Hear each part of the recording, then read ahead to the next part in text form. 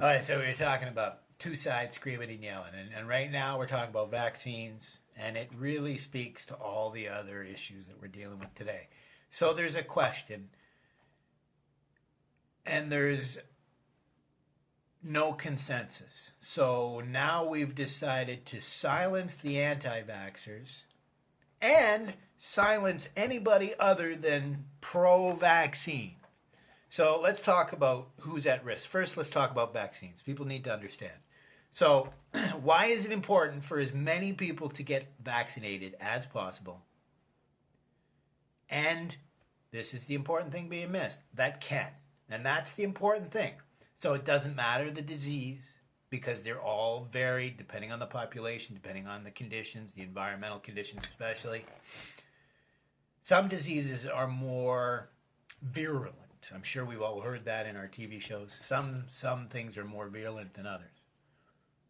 So the issue is not one particular disease. If you walk in as a carrier, you're going to make everyone sick and they're going to die. No, the issue is if nobody's vaccinated, 10, 20% of people might die from this disease or catch disease, get sick. So if you can get 60, 70, 80% of the population vaccinated against it, now they carry the antibodies because you can't really tell who is naturally immune. So you combine that with, as I said, natural immunity, and over time it might develop more natural immunity, but it's just making sure that it's instead of 20% of the population might get infected by the virus, only a couple percent, because not everybody can take a vaccine, because that's where the risk comes in. So your question was, who's at risk? So let's talk about in a perfect world where we're not afraid of vaccines and they aren't pushing too many vaccines, because that's where this confusion comes in. Okay? There may be too many vaccines. Some of them may be of questionable quality, but we're not actually discussing that. All we're doing is yelling about whether they help or whether they hurt. Well, there is some gray area here.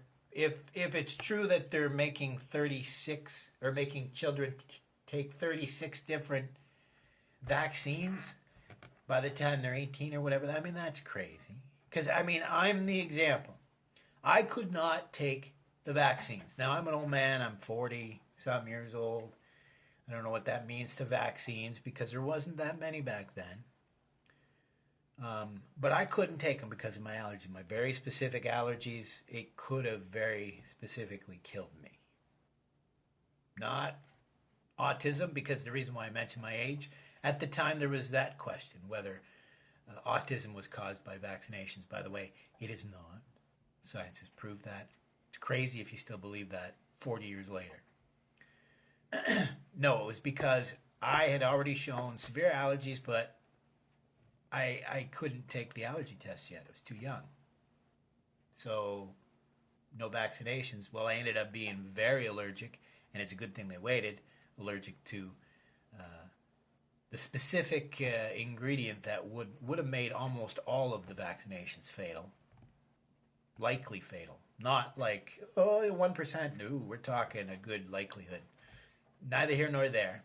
So who's at risk in a classroom for vaccinations? Well, in a perfect world, as many as 80% of the population have been vaccinated. You combine that with natural immunity, and the reason why the number is 80 is because up to 20% or even sometimes more, people can't take the shots because they're either allergic to something in it or they have a compromised immune system, and that's what we're talking about here. So allergies could be arguably considered a compromised immune system, but let's be more specific. So say someone comes in with, this is apropos, AIDS. They would be at risk. So even if they had been immunized when they were young, so maybe even if they hadn't always had a compromised immune system, they could then be, once again, at risk of catching the disease, right? So that's who's at risk. It's the people who can't take the vaccinations. That's just to begin with. And what's the scarier point here is by by choosing not to take vaccinations, what you've actually gone and done is, instead of opening up the risk, like we've seen in one case where an unvaccinated child went to a risky area where the disease was common and got the disease, what you're doing is you're opening up North America to having this disease here. So instead of, and that's why you go for, I'm sorry, that didn't make sense or hard to follow, but you go for 80% because a certain percent of people can't be vaccinated. When you start dropping that percent because people choose not to get vaccinated just because, now it's 50% of people have been vaccinated. Well, that means there's 50% of people who aren't vaccinated. So the likelihood that all those 50% have a natural immunity is low.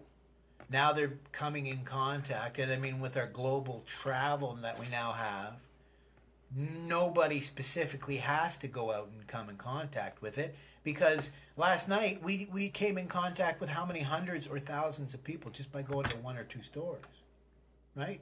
All it took or would take is for one person who had come in contact with that disease, either by going to another country, coming in contact with someone who was infected, or what if there's a million ways that person